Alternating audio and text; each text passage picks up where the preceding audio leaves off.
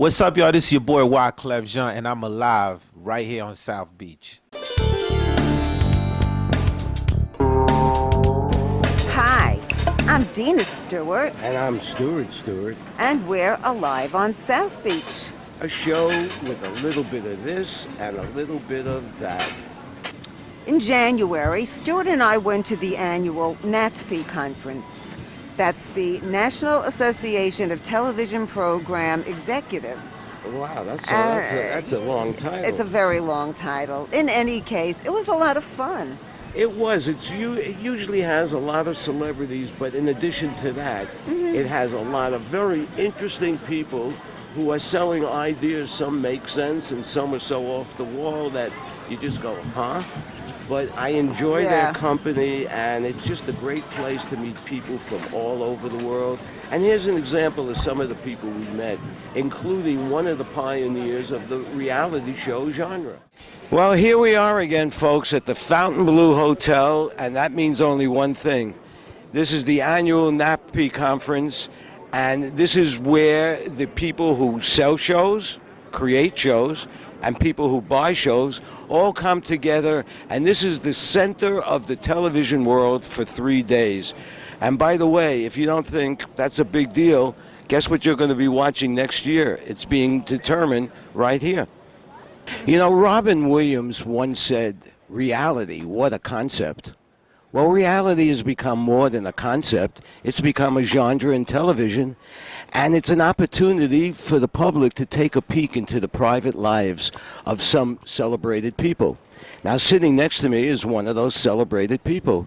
This is Brooke Hogan, and you had your own reality show on television, first with your dad, and then all by yourself. When you first started out and the show first opened, how old were you at that time? I was about 15 years old when we started filming. So you were going to school? I was. Okay, so what was it like? You did the show, everybody saw it on television, then you went to school the next day. What was that like? I had to quit school because the filming schedule was so brutal. What about the kids in school? Were they supporting you? Were they jealous of you?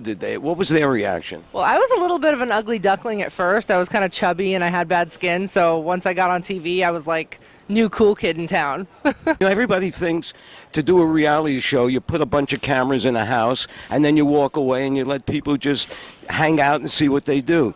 That isn't how it works, is it? Well, it was for our first season. We were kind of the pioneers right after the Osbourne, so we didn't really know what we were doing. So then once we started running out of content, we would have meetings and say, what's going on in our life? Okay, let's recreate that.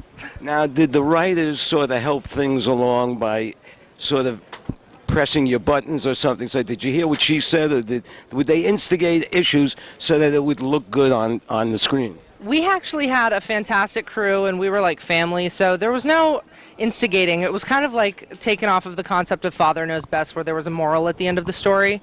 But I will tell you that the hours were agitating, because by the end of the day, you already want to fight because you just want to get the heck out of there. Well, did your father know best? My dad definitely did, yeah. And then I knew best. Who knew better? I definitely knew better. We ended up with Brooke Knows Best, and that was a really fun show. Why are you here at NATPE, and what's in the future for you? Well, I'm here right now because I just finished filming a new show called The Fashion Hero. And the one thing that really drew me to this project, because I made a promise to myself, I'm like, I'm only going to do things that register as pure with my soul. And the thing that drew me to this project was that it's changing the standards of beauty. How? We took normal people, and we told them that they were beautiful exactly as they were. You don't need to be stick skinny and have perfect skin and hair. So it was really life-changing, and I think I've cried more than I ever have in a month than in my whole life. Well, does this include men? It does include men. So could you make me into another pretty face? You could absolutely be like a beard model or something, or a mustache model, for sure.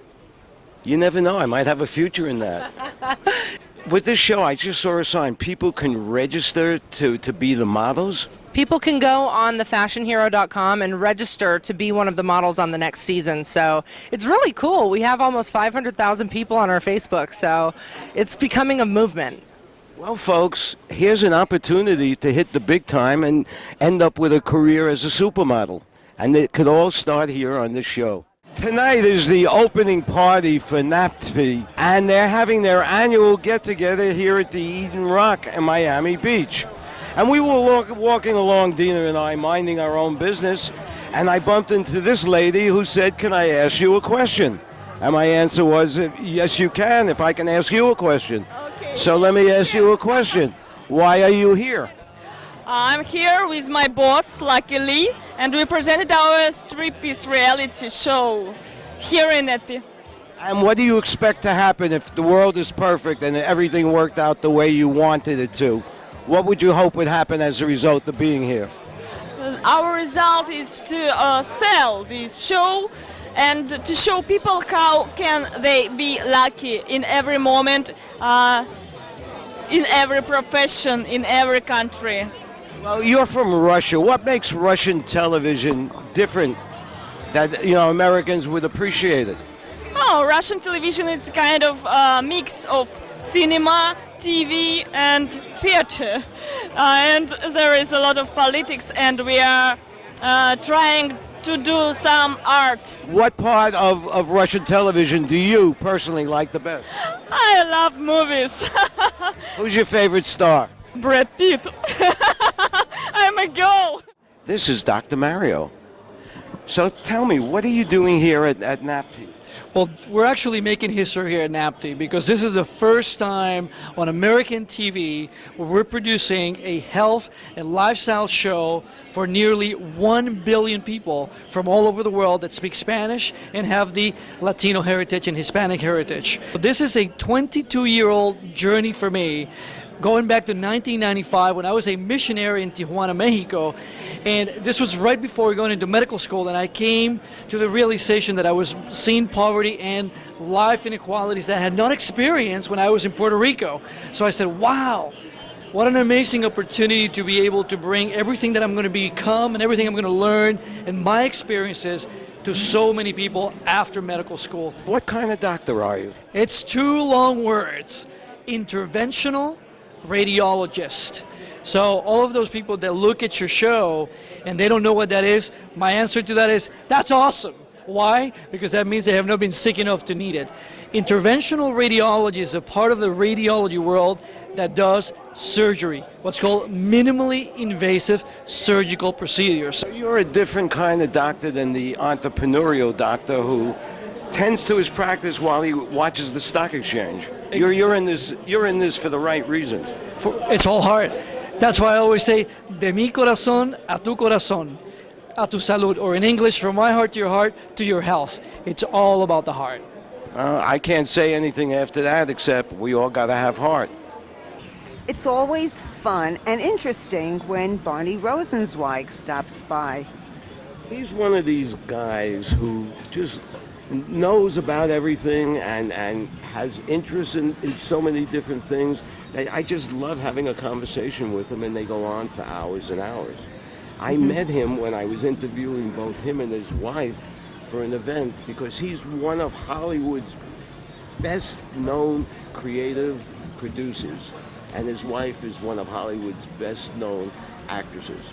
Winter season is always a guarantee that Barney Rosenzweig is going to stop by. This is the creator of Cagney and Lacey, one of the best detective series to hit, and one of the pioneers in bringing women closer to equality by showing that they have lives and that they can be detectives just like men. So what have you been up to? I fulfilled a childhood thing of mine. I went to, when we were in New York, I went to see the Mikado, which when I grew up, my father made me a Gilbert and Sullivan file. Lou could sing the entire libretto for the Mikado at the age of 3, and it was a real disappointment. Are we deluding ourselves because we're older, that we want to see what we remember, when in reality, nothing is ever going to be like that again? Well, delusion is part of getting older. I mean, I delude myself that I look something like I used to, you know. Do you think there's one more big adventure ahead for you? There was some loose talk about doing a documentary about myself. And I was really excited about it. I really wanted to do that. I mean, you know, how did this guy, this Mrs. Rosenzweig's little boy from East LA, you know, This is what television was like when he was in East LA, and this was what television was like after he had his shot at it. And there's a remarkable difference. I had some impact in the world. The idea that we would see what television was like after me and what it was like before me was something that it was more than just the typical ego trip for me. The idea that we would do that, it was a fulfillment of what I consider to be a universal fantasy. It was like being able to go to your own funeral and hear what everybody said about you. I'm very proud of what I've accomplished. It never has been as good. Our audience may or may not know that you're married to Sharon Gless, and this is a lady that amazes me because she's always working. What's she up to these days? She has a deal with Simon & Schuster. They want her to write a book about her life, and so she's doing that. She's got a great story to tell, not just Cagney and Lacey, not just Burn Notice, not just Queer as Folk. That's her career, which is certainly... No, I'm interested in Sharon Gless. Yeah, they'll take up a good part of the book, story. But she's had a great story. She has a wonderful family, interesting family, fifth-generation Californian. Her father's family owned most of what is now the San Fernando Valley at one time and lost it over the years, as families do. And her mother's family... her grandfather was Howard Hughes' attorney and Louis B. Mayer's attorney and Cecil B. DeMille's attorney. So she comes by all this naturally, and a very, very fascinating group of people that she comes from. And she's worked with some of the greats of this business and has had a nice long life in it. So it'll be a good read. I can't wait to read it. Plus, she'll write about me. Anyway, thanks for letting me come by today. Thank you. I enjoyed talking to you. Okay, always. The annual events here in Miami are generally fabulous to go to, and among my favorite is the Miami Book Fair. And this year we ran into an old friend of ours. I'm sitting with Tom Austin, and we're here at the Miami Book Fair International, and we're here to cover it. Tell us why you're here. I'm here. I come every year, so it's a chance to see everybody you've ever known your whole life in Miami. And it's the only time you ever see them is here. It's very strange. Well, let me explain to the audience that you have been a writer down here in Miami. When we came down 30 years ago, I think you were writing. Yeah. And you used to write some very interesting stuff about the nightlife on South Beach. What do you remember about it that you could share with an audience that only heard about it but wasn't there? Well, it was definitely wilder. It was less rich. South Beach now is like Palm Beach. It was bohemian kind of in a sense. I think it was even in the 90s, you were starting to see the switch to champagne and VIP rooms and all that. But 80s, late 80s, 90s, it was kind of a golden time. What's your best memory of the old days? My best memory. I think the opening of the Marlin. Although I only stayed for half an hour, I was so blasé. But when I look back at the list of names, are all the cool fashion people, and it was just an ordinary night. It was amazing. I think about it, and that was kind of a good time. What was the most amazing night for you on the beach? A couple nights that I got home safe. That was a big night. Well, here we are. Where are we? We're at the cafe at Books and Books on Lincoln Road. And who are you? I'm Dena Stewart. So that must mean I'm Stewart Stewart. And we're alive on South Beach. For syndicatednews.net or SNN.BZ. And I want to thank all our friends here on South Beach, in Florida, in the United States, and around the world, and especially in China, where we just got an analytic report that we had 12.5 million visitors watching Alive on South Beach. Hi, I'm Shaka Khan, and I'm alive on South Beach.